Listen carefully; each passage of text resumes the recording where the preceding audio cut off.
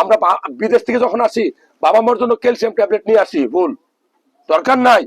আমার দেশে calcium tablet আমদানি করার দরকার নাই। আমার দেশে এত পরিমাণ খাবার আছে, যেই খাবার যেগুলো আপনি খান, আপনার বাবা মাকে খাওয়ান, আপনার ক্যালসিয়াম ট্যাবলেট কিনে খাওয়ার দরকার নাই।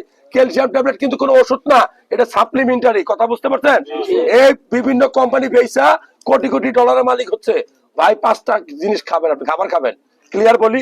নাম্বার 1 দুধ, আপনার বাবা মাকে দুধ খাওয়ান, আপনি দুধ খান, ক্যালসিয়ামের ঘাটতি হবে না। নাম্বার 2 সিয়াসিড, চিনেন? আমরা ওজন কমানোর জন্য খাই, এই সিয়াসিন সেই পরিমাণ ক্যালসিয়াম থাকে সিয়াসিডে, ঠিক আছে? এই সিয়াসিড, হ্যাঁ ওটাকে সিয়াসিড বলেন।